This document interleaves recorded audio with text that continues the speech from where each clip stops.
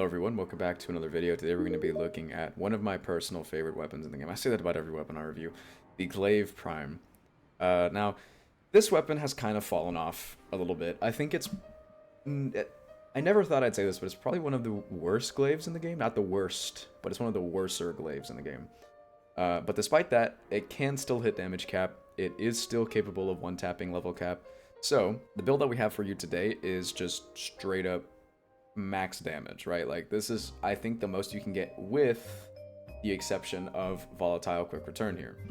We're not using, well, you would probably use corrupt charge would be best for the extra combo count. That way you can get, I think this takes you to like 6x. But we're using volatile quick return for general use since this is, the glaive has such a small radius by itself. Now, for simulacrum testing purposes, so, you know, that we can hit damage cap, I am going to use corrupt charge.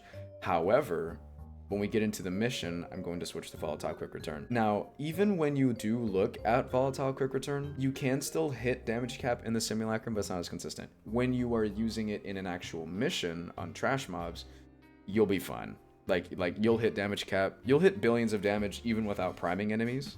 So imagine plus priming enemies, you know what I mean? Anyways, just some basic stuff here. Base damage, critical damage, heavy attack, wind-up speed. Now, if you're not using galvanized steel, then you should be using sacrificial, or if you're not using wrathful advance, you should be using sacrificial steel. But most people are going to use wrathful advance as a I mean, honestly, these days, if you're not, then I don't know what you're doing. So, yeah, we're using galvanized steel here. And then melee exposure for more base damage. Then let's take a look at the Mirage setup that we have. So this one is geared towards damage, but also survivability, because I wanted to keep this level cap friendly and also just, you know, base steel path friendly. First of all, brief respite plus vigilante, vigor, and fast deflection. This is for just survivability. Now, if you're wondering why we're not using Aegis with this setup, because that's usually what people do. We're not using Aegis because when you have Mirage's clones active, she'll redirect fire anyway, so if you get your shields broken and you happen to not have energy to cast Wrathful Advance, just roll. The chances of you getting hit while you're rolling when she has her things up is practically 0, but even if you do get hit, you likely won't die. But if you really want to be safe, then you can slot Rolling Guard here instead of Vigilante Vigor. That will just give you that little bit of extra survivability, but personally, I like the extra recharge delay. I'm also just not a fan of Rolling Guard. Anyways, Arcane Fury for extra base damage. This outperforms stuff like Molt Augmented and Molt Vigor. I don't know why, but it does. Arcane Arachne. This is the biggest damage multiplier this build has. At least I think. The reason why is because it applies multiplicatively to Glaive thrown explosions, like the heavy explosion, Exodia Contagion, and Garuda's 1, and a bunch of other abilities. But this is a final damage multiplier, I believe. The way that it works and the amount of damage that it gives you, it has to be a final damage multiplier, because it just takes the damage that I do and then just straight up multiplies it by 2. So I don't know. I'm pretty sure this is a final damage one. Anyways, the final piece of this puzzle is Epitaph Prime. Now, if you're wondering why I'm using Viral on this and the Glaive, for some reason this performs the best. I don't know why. I've been trying to figure it out. My guess is that the Glaive doesn't actually apply Viral and then do the damage. It does the damage and then applies Viral. So because of that, Viral on this will actually cause the, you know, I think it's 3.25 times damage. Let me see. It's 4.25 times damage.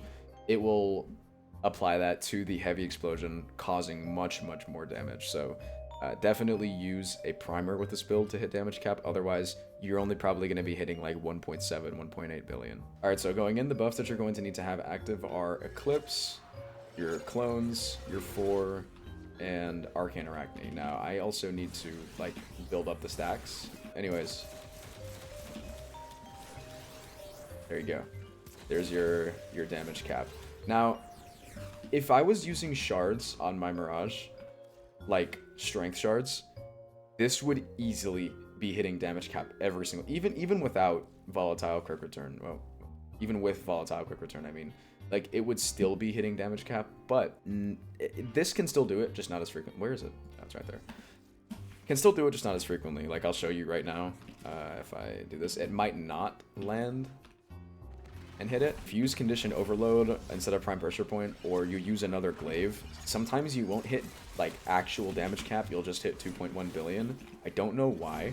I've been trying to figure it out, but in my experience, It's just to give yourself less of a headache. If you want to see the biggest numbers possible, use the Glaive Prime. Without further ado, let's hop into Steel Path Survival so you can see how this performs in an actual mission. Alright, so here we are. There are a few things that I want to cover first, namely the energy economy. So you may find yourself struggling a little bit with energy in this build. I guess some of you may have noticed that it's no primed flow. But this build isn't super cast heavy, at least in my experience. Like, it's really not. We're also using Guardian on our... Oh my god, I hate that stupid... Like, if you're not using Epitaph, also, whenever you aim in to, like, aim glide or something, it'll switch weapons. I don't know, I hate it, personally. But anyways, you'll probably be fine. As you can see, like, we're already back to max energy. And it's also because of the KPM you can get on this build. It's insane. Even without influence and stuff, which is usually, like, the meta clearing for melees, this is totally fine. And that's just, I guess it's because it's an AoE. AoEs still hold up even after all this time. And yeah, check this out. So you may notice that we've already hit overflow, which, okay, so I want to just kind of clear things up. When I say damage cap in this game is not 2.1 billion, it's negative 2.1 billion.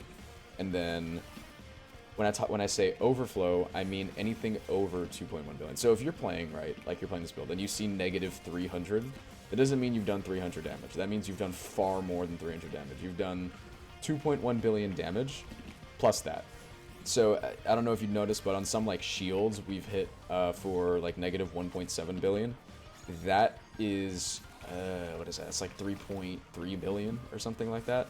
It's ridiculous damage. And you can also hit this number with Exodia Contagion and stuff, but I really don't like Exodia Contagion. There's actually a really cool build idea where you use the Bala Za with Exodia Contagion to hit damage cap. The reason why that's cool is because I hate, and I mean I hate slow weapons. It's just because they have end lag, right? Like, it's one of the reasons why I hate Dante as well, because his role has end lag. I think that it takes away so much from the movement in this game, and so the one that I can't name off the top of my head, there's like the Za build that uses the Dakram, the Stung, and I think it's the Varjeet to Ruhong, and it's so slow.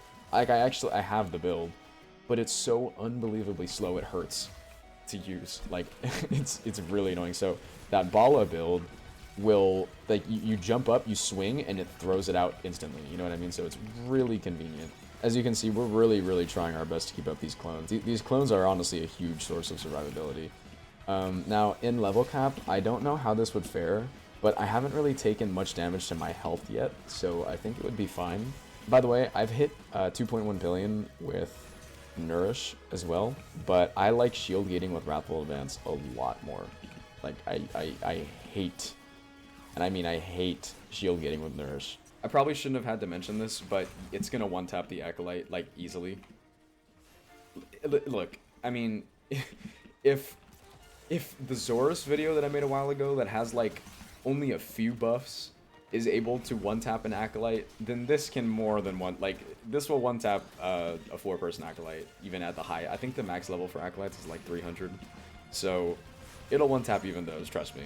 Just some closing thoughts on this build and this weapon. The Glaive Prime is still super good. Contrary to what you might see a lot of people say, some people say the Glaive Prime is doo-doo, like it's terrible, and compared to other Glaives, maybe.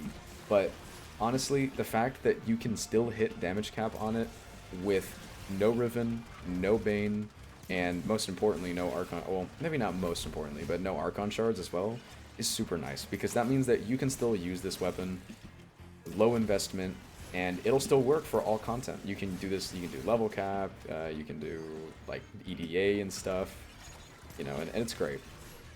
The only reason I didn't use the status-oriented build for the Glaive Prime is because it loses too much damage, in my opinion, and then the TTK gets kind of muddy. So, like, the time you spend killing, like, a level cap Thrax, for example, with a status build, you have to, like, wait for the slash procs to kill him, or at least you need to wait for one tick. Whereas with this build, you can just throw it, and then in one hit, they die. I think that's going to do it for me today. Just a quick little last thing I want to mention in the outro here is that I made a poll for which video you wanted to see next, and a lot of you voted the Vasto, and I tried, dude. I really did. But I'm sorry. The Vasto is so bad. And even then, the weapon is pretty boring, which most of the footage that I had was just me running around charging the weapon, so it wouldn't have been that interesting to watch anyway, and I think I made a good decision by not making the Vasto video, so yeah, we're getting this instead, which I think this is going to be more like universal. It's going to be more watchable for most people. But yeah, that's going to be all from me. I hope you guys enjoyed this video, and I'll see you next week for the Hate Incarnate. If you like this build, you like this video, make sure to like and subscribe. And yeah, I'll see you in the next one. Later.